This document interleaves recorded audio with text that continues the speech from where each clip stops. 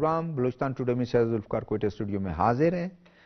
ناظرین، جیسا کہ آپ جانتے ہیں کہ قومی اسمبلی میں انٹیریئر منسٹری نے ایک اپنی جامع رپورٹ پیش کی، جس میں پچھلے 10 ماہ کے تحت 12,801 انفارمیشن بیسڈ آپریشن کنڈکٹ کیے گئے اکراس پاکستان، جس میں 341 ٹیررسٹ جو ہے ان کو ہلاک کیا گیا ہے، 82 آرگنائزیشنز جو ہیں ان کو مارک کیا گیا ہے، جن میں سے پیشتر کو پابندی ممنوع قرار دیا گیا ہے، وہ ٹیررسٹ آرگنائزیشن، اور 800 لوگوں کو 4th شیڈول میں رکھا گیا ہے پورے پاکستان میں۔ اگر ان کی تعداد دیکھیں کہ کتنے انسیڈنٹس ہوئے ہیں، 1566 انسیڈنٹس رونما ہوئے ہیں، ٹیررسٹ انسیڈنٹس۔ خیبر پختونخوا میں 948، بلوچستان میں 532، سندھ میں 24، پنجاب میں 10۔ 924 تعداد ہے جس میں سیکیورٹی فورسز کے ہمارے ادارے ان کی شہادت ہوئی ہے اور سویلین کی شہادت ہوئی ہے۔ 573 سیکیورٹی فورسز کے اور لا انفورسنگ ایجنسیز کے پرسنلز آفیسرز نے جامع شہادت نوش کیا۔ 351 سویلین جو ہے وہ بھی شہید ہوئے ہیں۔ Prime target ministry of interior کہتی ہے پرائم ٹارگٹ پچھلے سال کے بنسبت اس سال ان کے پرائم ٹارگٹ جو دہشت گردوں کی تھی وہ سیکیورٹی فورسز تھے، سیویلین سے ان کی وہ ہٹ گئی۔ سیکیورٹی انسٹالیشن اور کوئی ایسے جو قلعے، چیک پوسٹ سیکیورٹی فورسز کے۔ ناظرین، یہ ایک دوسری جو خبر تشویشناک خبر ہے کہ 4 اور کیسز رپورٹ ہوئے ہیں پولیو کے۔ اس سال اگر پولیو کی کیسز کو آپ دیکھیں کوئی 63 ٹوٹل ہو گئے ہیں، جن میں سے جو 4 رپورٹ ہوئے ہیں کیسز، ان میں سے 2 خیبر پختونخوا میں، 2 سندھ میں، جیکم آباد اور سکھر میں، ڈی آئی خان اور ٹانک، یہ ان علاقے ہیں خیبر پختونخوا کے اور سندھ کے کیسز رپورٹ ہوئے ہیں۔ اور اوورال اگر دیکھا جائے تو بلوچستان میں 26 کیسز، اب بھی بلوچستان کا نمبر زیادہ ہے کیسز کا، خیبر پختونخوا میں 18، سندھ میں 17 اور پنجاب میں 1، اسلام آباد میں 1۔ یہ ہم ڈسکس کریں گے، 2 موضوع ہیں ہمارے۔ اپنے پینلسٹ کا تعارف کراتا چلوں۔ میرے پہلے پینلسٹ ہیں عبداللہ خان صاحب، جو ہیں سرکاری ادارے میں کام کرتے ہیں، یعنی بیوروکریٹ ہیں، اور اکثر ہمارے پروگرام میں as a political analyst, security analyst پہ بات کرتے ہیں۔ میرے دوسرے مہمان ہیں عرفان سعید صاحب، بیورو چیف ہیں دنیا ٹی وی کے اور سینئر صحافی اور تجزیہ نگار ہیں۔ تیسرے مہمان ہمارے آتے ہی ہوں گے سردار سربلند جوگزئی، پیپلز پارٹی سے ان کا تعلق ہے، صوبائی پیپلز پارٹی کے صوبائی ترجمان ہیں پولیٹیکل پارٹی کے۔ ٹیلی فون لائن پر جب دوسرے سیگمنٹ میں ہوں گے ڈاکٹر آفتاب کاکڑ ہمارے ساتھ ہوں گے۔ آپ سب کو خوش آمدید۔ عبداللہ خان، اگر اس کو آپ دیکھیں کہ انٹیریئر منسٹری کی جو ایک رپورٹ آئی ہے، ایک تاثر یہ بھی ہوتا ہے کہ لوگ کہتے ہیں کہ دہشت گردی کی کاروائیاں ہو رہی ہیں، سیکیورٹی فورسز، ادارے، لا انفورسنگ ایجنسی، چاہے آپ کے پیراملٹری فورسز ہو، رینجرز ہو، ایف سی ہو، یا لا انفورسنگ ایجنسی پولیس ہو، آپ کے خاصادار ہو، یا فرنٹیئر کانسٹیبلری ہو، لیویز ہو، یہ کچھ نہیں کرتے ہیں۔ اگر آپ دیکھیں کہ اس پہ دورائیں 573 شہادتیں ہوئی سیکیورٹی فورسز اور لا انفورسنگ ایجنسیز کی۔ تو ایک اس کا مطلب یہ ہے کہ اب ان کو اگر آپ دیکھیں کہ 12,801 کنڈکٹ کیا ہے انہوں نے، اور 341 دہشت گردوں کو ہلاک بھی کیا ہے، اور یہ سارے کیسز بھی درج کیے ہیں، کنوٹ بھی ہوئے، تو کافی تعداد ہے۔ اس کا مطلب سیکیورٹی فورسز اپنے طور پر کام تو کر رہے ہیں۔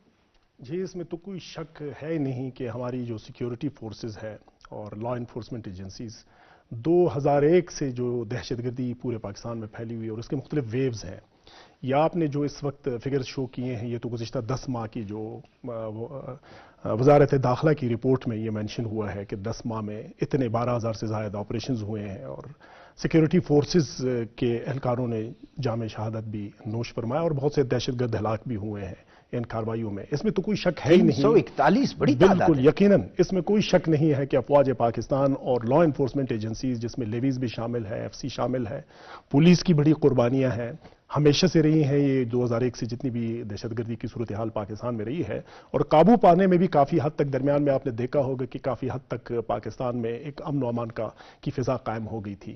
یہ نئی جو لہر ہے، یہ لہر اٹھی ہے، زیادہ تر ہم اس اینالسٹ جو سیکیورٹی کے ہیں وہ یہ کہتے ہیں کہ جو افغانستان میں ایک تبدیلی آئی ہے 2001 کے بعد، اس کے بعد جی میں نے یہ رپورٹ میں شامل ہے. جی ہاں بالکل، اس کے بعد ایک نئی ویو جو آئی ہے، اس کی یعنی طرز بھی الگ ہے اور نوعیت بھی الگ ہے.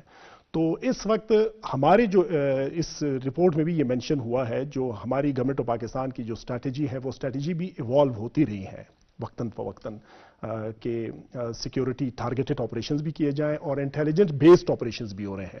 بلوچستان میں بھی ہو رہے ہیں اور خیبر پختونخوا میں، چونکہ یہ دو صوبے بہت زیادہ متاثر ہوئے ہیں. سندھ اور پنجاب میں تو صورتحال بہتر ہے، وہاں پہ انٹیلیجنس بیسڈ وقتاً فوقتاً آپریشنز ہوتے رہتے ہیں. یہاں پہ تو صورتحال یہ ہے کہ بلوچستان اور کے پی میں کہ مسلسل ہم دیکھ رہے ہیں کہ آپریشن یہ بالکل ہو رہے ہیں.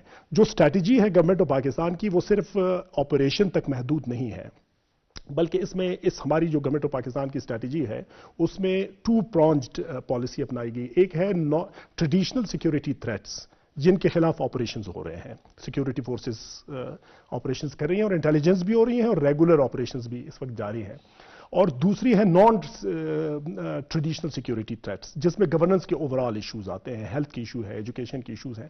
اس حوالے سے بھی پوری ایک جو کمپریہنسو اسٹریٹجی ہے، یہ بھی دیکھا جا رہا ہے کہ پالیسی یہ ہے کہ سیکیورٹی فورسز کلیئر کریں، جہاں کلیئرنس ہوتی ہے تو جو دیگر law enforcement agencies including police and levies اور جتنی بھی ہماری ایجنسیز ہیں، وہ ٹیک اوور کریں ان علاقوں کا. اور اس کے بعد بلڈ کا جو ایک پروسیس ہے، یعنی clear, take over and build, یہ اسٹریٹجی کا حصہ ہے. اور بلڈ میں بلڈ ہے اور ڈیولپ ہے، انفراسٹرکچر کی ڈیولپمنٹ ہے، ایجوکیشن کی امپرومنٹ ہے، ہیلتھ کی امپرومنٹ ہے. تو یہ ہماری پالیسی ہے. اس میں تو دو رائے ہے ہی نہیں کہ ہماری فورسز نے بہت زیادہ قربانیاں دی ہے، شروع سے دے رہی ہیں اور ابھی بھی ہمارے اہلکار جام شہادت بھی نوش فرما رہے ہیں. تو میں یہ سمجھتا ہوں کہ بلکہ اگر پچھلے 48 گھنٹوں میں آپ دیکھیں کہ خیبر پختونخوا میں اور بلوچستان میں 16 دہشت گردوں کو مارا. بالکل یہ بھی ہوا ہے. اور دوسرا جو یہ دہشت گردی کی یہ والی جو لہر ہے، اس میں جو ریاست مخالف جتنی بھی عناصر ہیں، ان کی اسٹریٹجی بھی چینج ہو چکی ہے. یعنی پہلے اگر آپ نے دیکھا ہوگا جتنی بھی ویوز تھی 12 سے لے کے 18 تک یا 19 تک، عام پبلک میں بھی بہت زیادہ اٹیک ہوتے تھے، بم بلاسٹ ہوتے تھے، اسکولوں میں ہوتے تھے، آئی پی ایس کا واقعہ تھا. اب انہوں نے بھی اپنی اسٹریٹجی اس طرح سے چینج کی ہوئی کہ صرف اور صرف ٹارگٹ کر رہے ہیں سیکیورٹی انسٹالیشنز کو، سیکیورٹی فورسز کو. عوام سے انہوں نے بھی اپنا دور رکھا ہوا ہے. یعنی اگر آپ اس میں شامل کریں گے جو ٹی ٹی پی عناصر ہیں یا بلوچ ملیٹنٹس ہیں، دونوں کی اسٹریٹجیز میں بھی بہت بڑا فرق آیا. اور اس ویو میں جو بلوچستان میں بھی آپ دیکھ سکتے ہیں کہ وہ شہروں میں بھی کافی حد تک یعنی وہ پھیل چکے ہیں. تو اس لیے ابھی انٹیلیجنس بیسڈ آپریشن کیے جا رہے ہیں. ٹھیک. عرفان سعید صاحب، جو فگر سامنے آئے ہیں اور ان کی جیسے انٹیریئر منسٹری نے یہ بھی کہا ہے کہ پہلے سویلین کو ٹارگٹ کرتے تھے، سویلین کے بعد اب انہوں نے تھوڑا سا جو ہے وہ اپنا وہ چینج کر دیا، اور نقصانات کے بعد ان کی لیڈرشپ کو نقصانات، ان کا انفراسٹرکچر تباہ ہو گیا ہے، اب وہ شفٹ ہو گئے ہیں ہمسائے ممالک میں. شکریہ شاہ صاحب. جس طرح آپ نے ابھی بتایا، جو فگر آپ نے شیئر کیے ناظرین کے ساتھ، دیکھیں بلوچستان اور خیبر پختونخوا میں جو اس وقت صورتحال ہے، وہ سب سے زیادہ جس طرح عبداللہ صاحب نے بتایا کہ یہاں پہ جو دہشت گردی کے جو واقعات جس طریقے سے ہوئے ہیں، وہ گزشتہ جس طرح انہوں نے کہا کہ 2021 سے بھی جو ایک تیزی آئی ہے، اور خاص طور پہ اس سال تو بہت زیادہ بلوچستان میں بڑے واقعات رونما ہوئے. تو یہ واقعی بڑی ایک تشویشناک صورتحال تھی. لیکن دوسری جانب آپ دیکھیں کہ حکومت پاکستان نے بارہا افغانستان میں ان دہشت گرد تنظیموں کی پناہ گاہوں کے بارے میں اور ود پروف تمام چیزیں دنیا کے سامنے آشکار کی ہیں. اقوام متحدہ میں جس طریقے سے ہمارے جو مندوبین ہیں پاکستان کے، انہوں نے باقاعدہ انہوں نے بھی اپنی ایک رپورٹ میں تمام چیزیں انہوں نے دنیا کے سامنے آشکار کی ہیں، اور اس میں بتایا کہ کس طریقے سے ٹی ٹی پی کے جو 6000 سے زائد جو لوگ ہیں وہ پاکستانی سرحدوں کے ساتھ وہ مسلح ہے، ان کی محفوظ پناہ گاہیں ہیں. اور اس بارے میں جب اقوام متحدہ میں بھی یہ چیز پاکستان نے بتا دی ہے کہ ہمارے ہمسایہ ممالک میں اس طریقے سے ایکٹیویٹیز ہو رہی ہیں پاکستان کے خلاف جس سے پاکستان کی سلامتی کو خطرہ ہے، تو یہ اب دنیا کو بھی اس چیز پہ دیکھنا ہوگا کہ یہ جو افغانستان پر بار بار انگلیاں اٹھائی جا رہی ہیں اور بار بار یہ بتایا جا رہا ہے کہ یہاں سے ٹیررسٹ جو ایکٹیویٹیز ہے وہ آپریٹ ہو رہی ہے بلوچستان میں ہی، کے پی کے میں، پاکستان میں. تو اس پر میں سمجھتا ہوں اب بھی اس پر ایکشن لینے کی ضرورت ہے، اور یہ کوئی ابھی ڈھکی چھپی بات نہیں ہے، پروف کے ساتھ چیزیں ساری بتا دی ہیں. اور ان کی جو پناہ گاہیں ہیں وہاں پہ افغانستان میں جو بتایا جا رہا ہے، اور ٹی ٹی پی کے آپ کو پتہ ہے کہ ٹی ٹی پی کے جو تمام تانے بانے سارے افغانستان سے ملتے ہیں. جب بھی کوئی یہاں پہ کارروائی ہوتی ہے اور یہ جو دہشت گرد بھاگ کے واپس سرحد پار کر کے افغانستان میں اپنی محفوظ پناہ گاہوں میں چلے جاتے ہیں، تو یہ ایک سوچے سمجھے منصوبے کے تحت پاکستان کے حالات کو خراب کرنے کی سازش ہے. اور اب یہ دنیا سے کوئی ڈھکی چھپی بات نہیں رہی.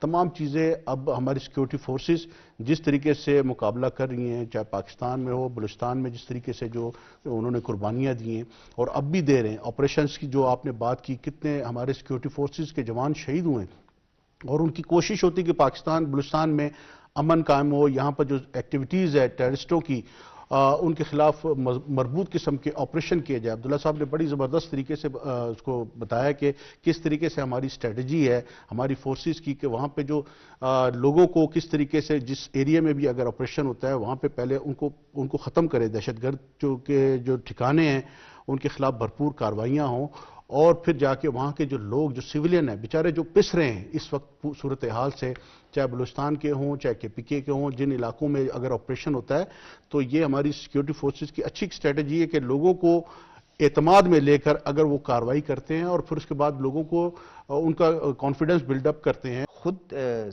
یعنی ریکگنائز کرتے ہیں. اس کا مطلب ابھی تک کچھ ہوا نہیں ہے کام، تھوڑا بہت کوشش کر رہے ہیں. کولیشن گورنمنٹ پہ پرابلمز ہیں، کرپشن اور آپ کے مس مینجمنٹ کہہ لیں یا بیڈ گورننس کہہ لیں.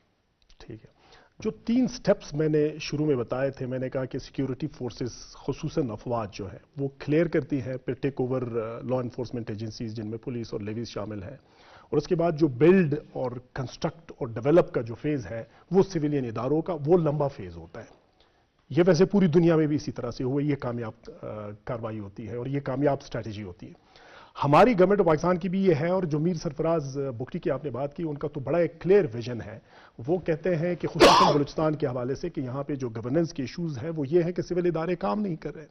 میں آپ کو ایک بات بتاتا ہوں، جو میں نے ذکر کیا تھا کہ نان ٹریڈیشنل سیکیورٹی تھریٹس، جس میں یہ سارے گورننس کے ایشوز آتے ہیں، یہ وہ سیکیورٹی تھریٹس ہیں اگر آپ ان کو ایڈریس نہیں کریں گے تو ٹریڈیشنل سیکیورٹی کے آپ کو ایشوز کریٹ ہوتے رہیں گے. اس کی وجہ یہ ہے کہ اس وقت اگر آپ دیکھیں گے ملٹی ڈائمینشنل پاورٹی انڈیکس کے مطابق بلوچستان میں پاورٹی 71% ہے، اور ایرلسٹوائل جو پہلے فاٹا ہوا کرتا تو 74% اس کی پرسنٹیج تھی. یعنی یہ دو وہ علاقے ہیں بلوچستان اور فاٹا جہاں پہ بہت زیادہ اس وقت لا اینڈ آرڈر کی صورتحال بنی ہوئی ہے. وجہ یہ ہے کہ وہاں پہ ملٹی ڈائمینشنل پاورٹی انڈیکس بہت پور ہے.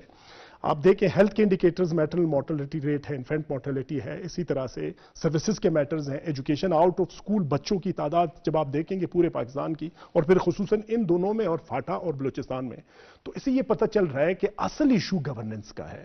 اور گورننس میں سویلین اداروں کی اور پولیٹیکل لیڈرشپ کا ایک بہت بڑا رول بنتا ہے. ہمارا جو ڈیولپمنٹ، میری خود اپنی یہ اسٹڈی ہے، ہمارا جو ڈیولپمنٹ کا جتنا پورٹ فولیو فیڈرل لیول پہ یا پروونشل لیول پہ میجر چنک جو ہے وہ پولیٹیکل اکانومی ہماری اس طرح سے ہے کہ ہم اس کو ٹیکنیکلی کہتے ہیں کلائنٹلزم، یعنی پولیٹیشین اور جو ووٹر ہوتے ہیں ان کے درمیان ایک کنائونس ہوتی ہے. یعنی اس طرح کی ڈیولپمنٹ ہوتی ہے جو چند اشخاص کو خوش کرنے کے لیے ہوتی ہے تاکہ ووٹ لیے جائیں. لیکن اگر کلائنٹلزم کا ایشو حل کیا جائے اور بلوچستان اور پورے پاکستان میں اس طرح کی ڈیولپمنٹ ہو، ایک چیز میں آپ کو بتاؤں، ہمارے پاس جو اپرچونٹیز ہے سی پیک کی اپرچونٹی ہے، اور دوسرا پچھلی گورنمنٹ نے ایک پلان ڈیولپمنٹ کا انٹروڈیوس کیا تھا جس میں مکران ڈویژن میں ڈیولپمنٹ کا ایک پورا پیکج موجود ہے. Federal P S D P میں وہ موجود ہے، جس میں فیڈرل فنڈنگ بھی ہے اور صوبائی فنڈنگ میں ہے، جس میں روڈ کی ایک پوری کنیکٹیوٹی کی جا رہی ہے ایران کے ساتھ اور افغانستان کے ساتھ اور انٹرنل بلوچستان کو کنیکٹ کرنے کے لیے. اب اگر اس طرح کے پیکیجز ہوں، ہمارا انفراسٹرکچر ڈیولپمنٹ ہو جائے. کہتے ہیں کہ road is always the enemy of the terrorists. اور ٹیررسٹ کبھی بھی روڈ کنسٹرکٹ ہونے نہیں دیتے. اس کی وجہ یہ ہوتی ہے کہ روڈ سے ایک خوشحالی آتی ہے, اکنامک ڈیولپمنٹ ہوتی ہے, فارم ٹو مارکیٹ ایکسیسیبلٹی ہو جاتی ہے. تو یہ وہ نون اور دوسرا یہ بھی ہے نا کہ وہ خود دندناتے پھرتے ہیں کہ روڈ سے پھر ان کو خطرہ ہو جاتا ہے کہ پھر ہمارے خلاف لا انفورسنگ ایجنسی بھی آرام سے ایجنسیز بھی پہنچ سکتی ہے. اصل ڈیولپمنٹ اس سے ہو جاتی ہے. جب ڈیولپمنٹ ہوتی ہے وہ جو نوجوان جو بے روزگار ہے اس کو روزگار کے مواقع ملتے ہیں. خوشحالی آتی ہے. میں آپ کو ایک بات بتاؤں, گزشتہ 10-15 سالوں میں بلوچستان میں, خصوصاً میں بلوچستان کی ذکر کر رہا ہوں, ایسے پورے پاکستان میں انفراسٹرکچرل ڈیولپمنٹ کافی حد تک ہوئی ہے. بلوچستان میں روڈ کنیکٹیوٹی بہت امپروو ہو چکی ہے. اس کا جو امپیکٹ آ رہا ہے, میٹرنل مورٹیلٹی ریٹ جو تھا وہ 2012-13 کے P D H S survey میں بلوچستان میں آؤٹ آف 100,000 785 کے قریب مائیں مرتی تھی, جو کہ اب 200 سمتنگ پہ پہنچ گیا ہے. اس میں ہیلتھ ڈپارٹمنٹ یا ministry of health federal government کی کاوشیں شامل ہے یقیناً, لیکن زیادہ تر سٹڈیز یہ بتاتی ہے جو انفراسٹرکچرل ڈیولپمنٹ ہوئی اس کی وجہ سے ہمارا M M R, I M R اور سی پی آر, مختلف قسم کے ہیلتھ کے انڈیکیٹرز اور ایجوکیشن کے انڈیکیٹرز امپروو بھی ہوئے ہیں. تو کہنے کا یہی بات میں آگے بڑھاتا ہوں کہ جب تک گورننس کے اوورال ایشوز, جو کہ اس وقت وزیر اعلیٰ بلوچستان اور وزیر اعظم دونوں کا ویژن ہے کہ گورننس کے ایشوز کو آپ ٹیکل کریں گے تو انسرجنسی اور ٹیررزم پہ آپ توجہ پا سکیں گے. اور یہ وہ جو بلڈ کا ہے یہ لمبا ہوتا ہے. ایک چھوٹی سی بات میں یہ کہنا چاہتا ہوں کہ دنیا کی اگر آپ ہسٹری اٹھائیں گے, جتنے بھی ملٹری آپریشنز ہوئے وہ شارٹ پیریڈ کے لیے کامیاب ہوتے ہیں. لانگ پیریڈ کے لیے آپ کو ڈیولپمنٹ کرنا ہوگی, ورنہ آپ دیکھیں 2001 سے جب امریکن اور نیٹو فورسز افغانستان میں آئی, 2021 تک وہاں پہ $3 ٹریلین کی انویسٹمنٹ ہوئی. لیکن چونکہ ڈیولپمنٹ انکلوسیو نہیں تھی, ڈیولپمنٹ سارے لوگوں تک پہنچی نہیں تھی, ایکسکلوسیو, وہ ناکام ہو کے چلے گئے ہیں. اور جمہوریت کی ناکامی کی بھی یہ وجہ ہے کہ جمہوری گورنمنٹ نہیں چل سکی.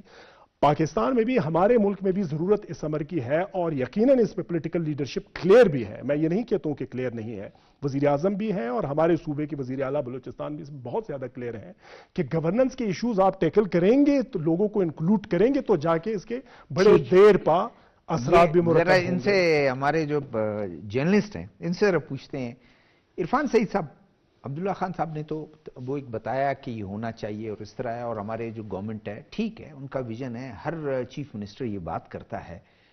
کیا اگر ڈیولپمنٹ کے ایشوز کو, گورننس کے ایشو کو, کرپشن کے خلاف اقدامات کو اگر افیکٹولی آگے اس پر عمل درآمد ہو, امپلیمنٹیشن کا وہ سروس ڈیلیوری, اگر گورنمنٹ کوئی آفیشیل بیٹھا ہوا ہے کسی دور دراز ڈسٹرکٹ میں, اس کی سروس ڈیلیوری نظر آتی ہے تو لوگ اس کی طرف جائیں گے نا.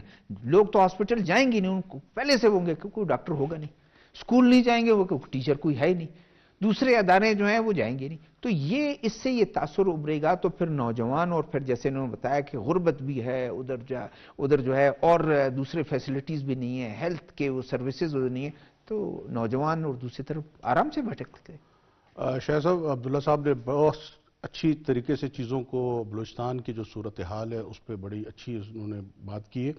بلوچستان میں دیکھیں چیف منسٹر جب سے آئے ہیں وہ ہمیشہ سے سب سے بڑا کہتے ہیں ہمیں چیلنج لا اینڈ آرڈر کا, اور اس کے ساتھ پھر بیڈ گورننس, کرپشن.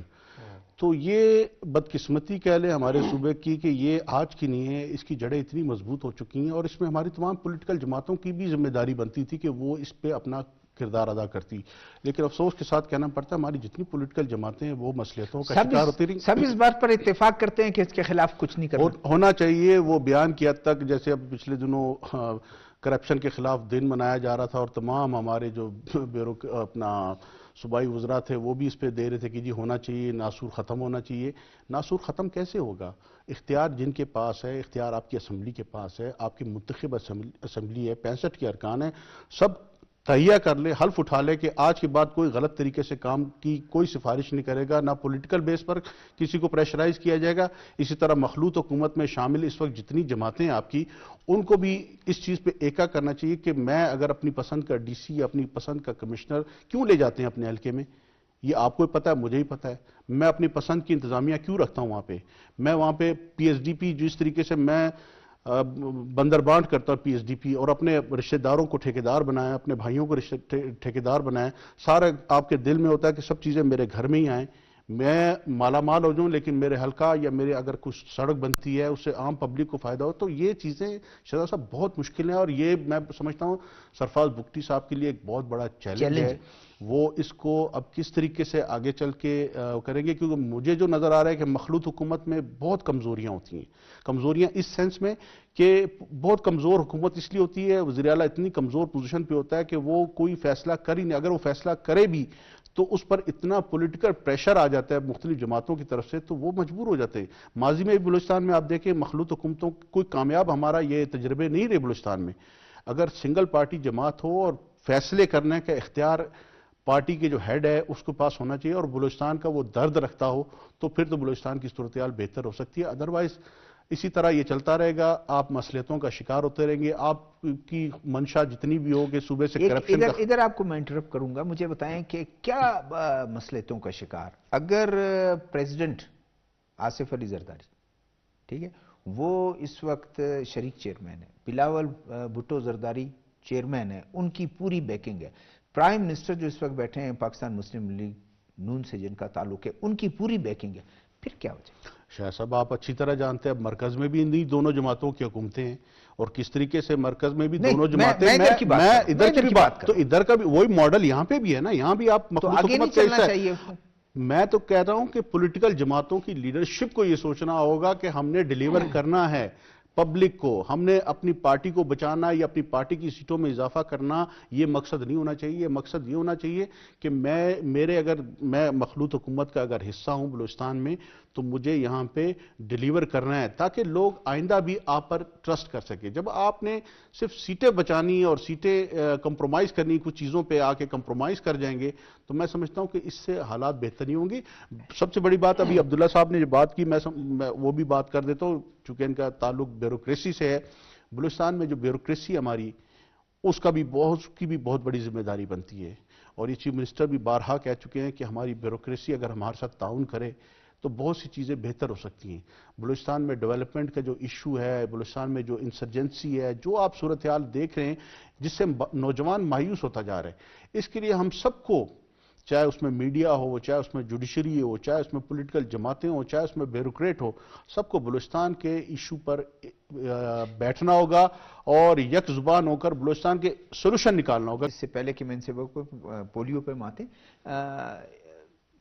اگر آپ دیکھیں وزیر اعلیٰ پنجاب جب تھے میاں شہباز شریف، ڈپٹی کمشنر ان کے پاس بھی آتے ہیں، ان کی پولیٹیکل پارٹیز کے لوگ آتے ہیں، ڈپٹی کمشنر دیتے ہیں، وہ دیتے ہیں، وہ کہتے ہیں اچھا ٹھیک ہے ہم 3 نام دے دیتے ہیں، خود اس کو انٹرویو کرتے ہیں، ان میں سے کہتے ہیں کہ بھائی آپ کا بندہ جو ہے موضوع نہیں تھا، میں نے خود انٹرویو کیا، میں اس بندے کو بھجوا رہا ہوں، تعاون کرے گا، نہیں ہوا تو واپس ہوں۔ ڈپٹی کمشنر کو پتا تھا کہ وزیر اعلیٰ میرے پیچھے ہے۔ اب تو چیزیں ایسے چینج ہو گئی ہیں، جب کیوں یہ یہاں ہو نہیں ہو سکتا؟ شاہ صاحب جس طرح میں نے پہلے بات کی کہ ہمارے ہاں جو یہ پولیٹیکل سسٹم جس طریقے سے آ گیا ہے، اور یہ آج کا نہیں ہے، بہت پرانا ہے، ہر چیز کو پولیٹیکلائز کیوں کیا جاتا؟ ہم نے خود کر دیا نا، ہماری پولیٹیکل جماعتیں یہ نہیں سوچتی ہیں کہ اگر اچھا بات کیا ہوتی ہے الیکشن میں، جی مجھے سپورٹ ملے گی فلاں ڈپٹی کمشنر کو، اگر میں کمشنر کو ڈپٹی کمشنر کو، تو الیکشن تو ختم ہو گیا نا، مثال کے طور پہ تو وہ میں لے کے جاؤں گا تو میری منشا کے مطابق میرا جو ایک آرڈر ہوگا وہ گورنمنٹ کے آرڈر سے، جس طرح بھی انہوں نے رول آف لا کی بات کی، رول آف لا رہتا ہی نہیں ہے۔ جب میں اپنی منشا کے مطابق فیصلے کراؤں گا، میں اپنی منشا کے مطابق اپنے علاقے میں ڈیولپمنٹ کراؤں گا، تو پھر عام آدمی جو سوچتا ہے تو ٹھیک سوچتا ہے۔ تو یہی وجہ ہے نا بلوچستان کو جو بیڈ گورننس کا جو ایک سی ایم صاحب بات کرتے ہیں، وہ اس لیے نہیں کرتے ہیں کہ ان کو پتہ ہے کہ بلوچستان وہ بھی اس صوبے کے رہنے والے ہیں، ان کو بھی پتہ ہے، اور ان کو بھی پتہ ہے پولیٹیکل جماعتیں کس طریقے سے پریشرائز کرتی ہیں۔ چلیں یہ تو ہم نے کوشش تو کی ہم اس کا احاطہ کرنے کی کہ کیا پرابلمز ہیں۔ ہم تو یہ کہتے ہیں کہ اگر سیکیورٹی فورسز، ہمارے قانون نافذ کرنے والے قربانیاں دے رہے ہیں، وہ قربانیاں رائگاں نہ جائے، کیونکہ اس کو آگے لے کر چلیں اور اس کو سروس ڈیلیوری بہتر ہو، گورننس بہتر ہو پورے ملک میں، تاکہ عام آدمی کا زیادہ اس سسٹم پر جو ہے سٹرانگ وہ ہو۔ عبداللہ خان صاحب آتے ہیں دوسرے موضوع کی طرف، الارمنگ ہے، پوری دنیا میں اگر آپ دیکھیں میرے خیال میں پاکستان اور افغانستان رہ گیا۔ ہم افغانستان کو دیکھتے ہیں، ہم کہتے ہیں وہاں کچھ بھی نہیں ہے، سسٹم نہیں رہا ہے، پہلے بھی نہیں رہا، اس طرح ہوا، سارا کچھ ہوا، یہ سارا چلیں بھائی ہو گیا، سارا کچھ ہو گیا۔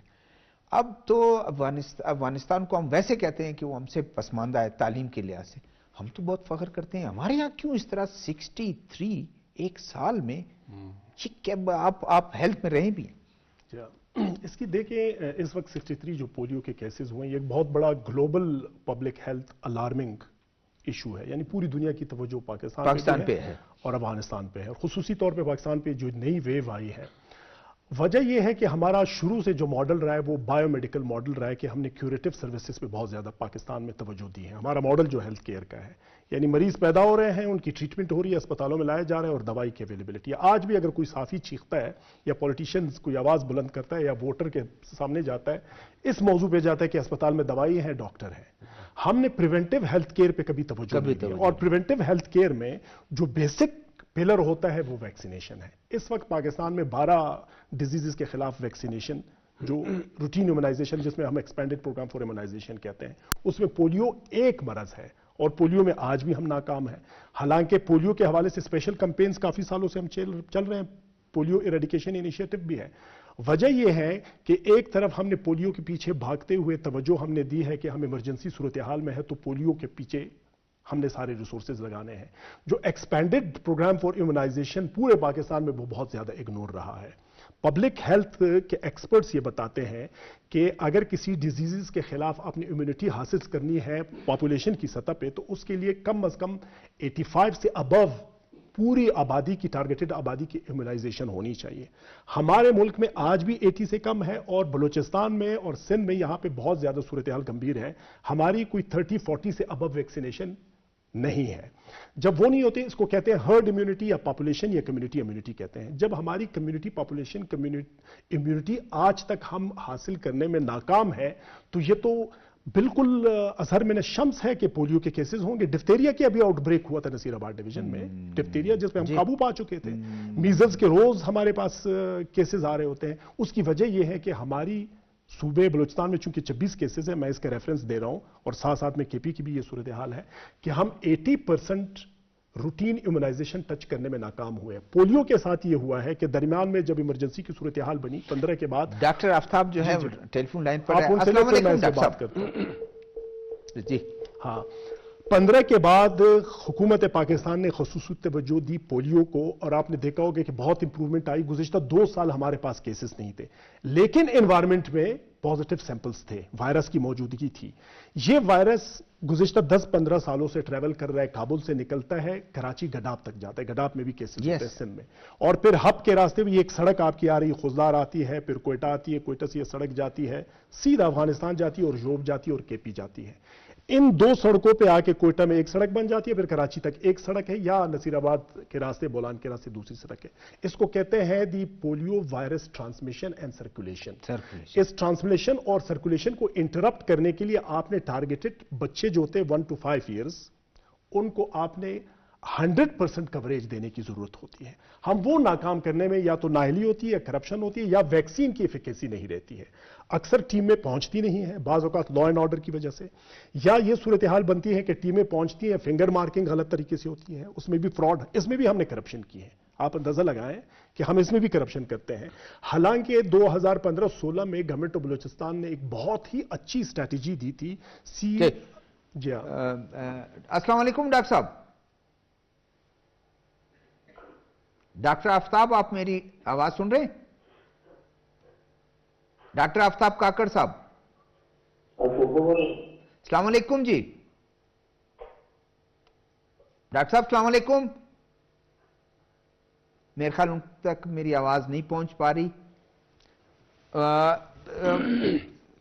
عرفان سعید صاحب، 28 مہینے کا ایک گیپ آتا ہے. لوگ خوش ہوتے ہیں کہ 28 مہینے پاکستان اس سے نکل گیا ہے، اور خاص کر بلوچستان جہاں ابھی بھی دیکھیں 26، اگر آپ دیکھیں 63 میں سے 26 جو ہیں وہ ہیں. تو یہ ایک دم سے پھر ایک دم آ جاتے ہیں، اور سال کا لوگ یہ سمجھتے ہیں کہ 2 ہوں گے، 4 ہوں گے، شاید کوئی نہیں. وہ کرتے کرتے 63 تک پہنچ گیا، اور ادھر 26 تک پہنچ گیا. کیا اس کو دیکھتے ہیں کہ آپ کی نظر میں جو اکثر لوگ کہتے ہیں ایک تو لا اینڈ آرڈر، دوسرا آپ کا ریفیوزل. شاہ صاحب، یہ ریفیوزل والے کیسز جو تھے یہ ہم بھی رپورٹ کرتے رہے. آپ کو بھی پتہ ہے، ہم بھی کہتے تھے فلاں فلاں ایریا میں کچھ ریفیوزل کیسز ہیں اور اس کو ٹارگٹ کیا جانا چاہیے. میں سمجھتا ہوں اس کی کچھ خامیاں ابھی کچھ تھوڑی دیر پہلے عبداللہ صاحب نے بھی اس کی طرف تھوڑی سی نشان دی کہ کرپشن کی بات جو انہوں نے کی کہ اس یعنی پولیو کی ویکسینیشن میں بھی کرپشن انوالو ہوگی. اب وہ کیسے؟ جو میری نظر میں جو میری معلومات ہے، ہمارے ڈی ایچ اوز جو ہیں اگر کسی ایریا میں 10 ٹیمیں ڈپلائی کرتے ہیں تو میں آج آپ کو یہ بتاؤں کہ یہ میرے پاس ایسے وہ چیزیں بھی موجود ہیں کہ وہاں پر 5 ٹیمیں جاتی ہیں اس ایریا میں، 5 ٹیموں کی کرپشن ہو رہی ہے، اس کے نام پہ جو فنڈز آ رہے ہیں، پیسہ آ رہا ہے، جیلی فنگر مارکنگ ہے. اچھا ڈیلی ویجز پہ وہ آپ لے رہے ہو، اس کا کوئی ریکارڈ بھی اس طریقے سے مینٹین نہیں ان کے پاس. اچھا کچھ تو یہ کیسز ہے. دوسرا یہ مارکنگ کی جو بات کر رہے ہیں. تیسرا جو ٹریننگ، جو آپ کا سٹاف ہے جس کی ٹریننگ، جس کو آپ یہ پولیو کے قطرے جو پھیلانے جا رہے ہیں ان کی ٹریننگ، ایک قطرہ منہ میں ڈال دیا، ایک قطرہ ڈراپ ہو گیا اور وہ انہوں نے پھینک دیا. تو یہ بیسک چیزیں جو میں سمجھتا ہوں لا اینڈ آرڈر کا بڑا ایک ایشو ہے بلوچستان میں، اور کچھ ایریا کا جو انہوں نے خود پولیٹیکل پارٹیز کی ذمہ داری نہیں بنتی ہے کہ وہ ان ٹیموں کے ساتھ ہیلپ کریں، مدد کریں، ڈور ٹو ڈور. شاید صاحب پولیٹیکل جماعتوں کو اپنے پی ایس ڈی پی سے فرصت ملے تو وہ ان چیزوں کی طرف توجہ دے نا. بلوچستان میں تو بہت گمبھیر صورتحال ہے. پولیٹیکل جماعتیں جب تک وہ اقتدار میں آتی ہیں یا ان کے پاس کوئی اس حلقے کی ایم پی اے شپ یا ایم این اے شپ ہے تو ٹھیک ہے، وہ بھی پھر غائب ہو جاتی ہیں. وہ کہاں حلقے میں اتنا توجہ دیں گے کہ اپنے حلقے کے بچوں کو اس وائرس سے محفوظ کرنے کے لیے اسٹرگل کریں. بالکل ٹائم ختم ہو گیا. عبداللہ خان صاحب آپ کا شکریہ، عرفان سعید صاحب آپ کا شکریہ. ڈاکٹر آفتاب صاحب ہمارے ساتھ 2 مرتبہ ہم نے ٹرائی کی لیکن وہ اویلیبل نہیں ہوئے. ناظرین، جہاں تک بات ٹیررزم کی ہے، پوری قوم نے دہشت گردی کے خلاف لڑنا ہے. ہماری فورسز دہشت گردوں کے خلاف لڑ رہی ہیں اور ہوپ فلی نیا سال آنے کو ہے. اس نئے سال میں آگے کیا ہم نے کرنا ہے؟ قوم کو فورسز کے ساتھ کھڑا بھی ہونا ہے اور اس دہشت گردی سے لڑنا بھی ہے. پولیو بھی ایک ایسا مرض ہے جس کو میرے خیال میں پولیٹیکل پارٹیز نے اپنی ذمہ داری محسوس کرتے ہوئے اپنے کاندھوں پر ایک ذمہ داری، اور وہ بھی ڈور ٹو ڈور اس میں تمام ٹیموں کے ساتھ رہیں تاکہ ریفیوزل کم ہو اور اس کو پولیٹیکل یا اس کو ریلیجس کوئی ٹچ نہ دیں. آنے والے پروگرام تک شہزاد ذوالفقار کو اجازت دیجیے گا. اللہ حافظ.